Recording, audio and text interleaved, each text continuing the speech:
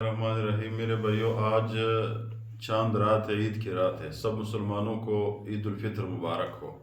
اس رات کو میرے بھائیو پیغمبر علیہ السلام نے لیلۃ الجائزہ، جائزہ کا مطلب ہے انعام، اللہ کی طرف سے تمام مسلمانوں کو انعام ملتا ہے، اس لیے کہ پوری امت مسلمہ نے مزدوری کی ہے، 30 مہینے 30 دن روزے رکھے ہوئے ہیں، تو کیا انعام ملتا ہے، کس طرح انعام ملتا ہے؟ آپ حیران ہو جاؤ گے کہ اس طرح اتنا اللہ تعالیٰ کی رحمت اتنا زیادہ ہے اس میں۔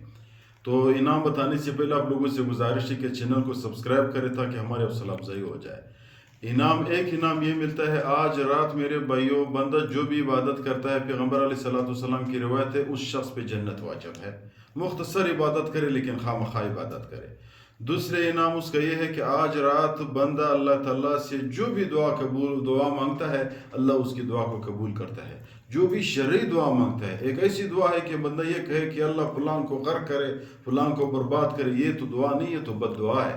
جو بھی دعا بندہ مانگتا ہے اللہ تعالیٰ قبول کرتا ہے۔ اور تیسرا انعام اس رات میں یہ ہے کہ اگر کسی شخص کی حاجت ہے اور اپنے تمام رمضان کے روزے کے واسطے اللہ کے سامنے حاجت پیش کرے، تو اس شخص کی اللہ تعالیٰ حاجت ضرور قبول کرتا ہے۔ اللہ تعالیٰ عمل کرنے کی توفیق عطا فرمائے۔